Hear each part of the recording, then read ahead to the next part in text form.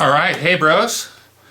I thought I'd put up a quick video about this because another YouTuber friend of mine just put up a video requesting some help on just this very subject. Now, sadly, I don't actually have a humbucker in the configuration that he's after, that he's trying to identify. The only one I've got handy out is 3 wires, but it's achieving the same thing. I'd need to take it all apart to show you what's happening. So I'm just going to take 2 single coils here and treat them as though this were a humbucker, because that's basically what a humbucker is, right? It's just 2 single coils. And all you're doing, so let's just say that you have a mess of wires that are coming out of your humbucker. Now he has 5 wires, one of which is just simply a ground wire. So as soon as you find your ground wire, all you're doing is you're just adding that to whatever your ground is. But I'll show you. This couldn't be easier to work out. Let's just assume, for the sake of argument, and I'll even just, so let's just assume that this is what's coming out of your humbucker, okay? You got 4 conductor or 5 conductor wire. It's going to be the same thing you're going to do. All you need to do is just test the leads. So if we take, alright, so if we take these and we then take our multimeter and then stick it somewhere that you would normally be testing for resistance on these, it's going to be pretty obvious which one of these they want you to have as a ground, so pick one of those to start with. And then all you're doing is you grab that one, right? So we grab 1 wire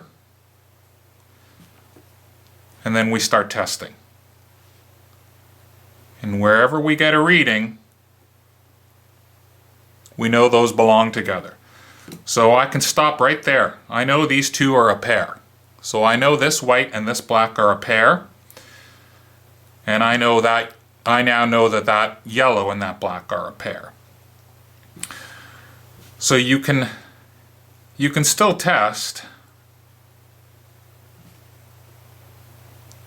right? I can still test to make that work. But here's where he ran into problems, because he said 2 of them are already twisted together, and that's exactly what you do. You take one of your negative leads and one of your positive leads from opposite pairs, and you twist those together, right? So here, so assuming you're just running in humbucker mode and you don't want to be able to tap either one of the coils, you're just running this like a regular humbucker. Because this black and this white belong together, I let go of that white and I take the one that belongs to the other black and I run these together. And then essentially what you're doing is you're turning what used to be you're turning what used to be 2 coils into now 1 big coil. So now, because these are connected, you should be getting double the resistance. Well, if they stay together. Okay, there we go. So now, if we take this one, see, now we're getting double the resistance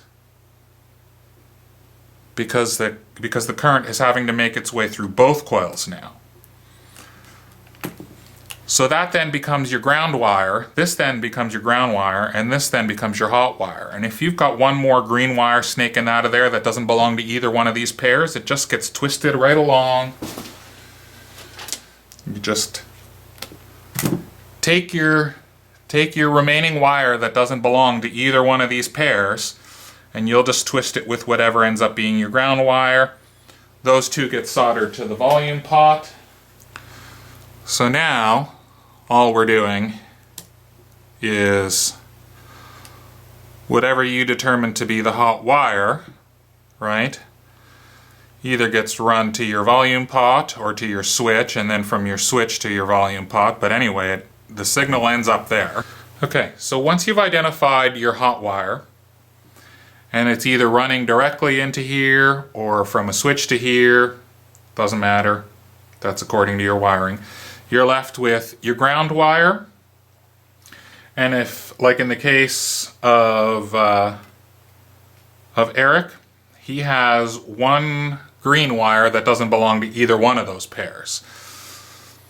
And then you're still left over with the two you twisted together. So what do I do with all the remaining wires? Well, these two that you twisted together stay twisted together. So you put a little solder on those, you just put some heat shrink or some tape or whatever, and they just stay twisted together, and you don't have to connect them to anything but each other. So then what he's left remaining with is an additional ground wire, which I suspect is just grounding the metal plate. So your remaining ground wire from the coil and the ground wire probably from the plate, those get twisted together, and those then will get soldered as ground to the top of the pot. And that's pretty well it. Hopefully that helps you identifying mystery wires on humbuckers that you don't have a wiring diagram for.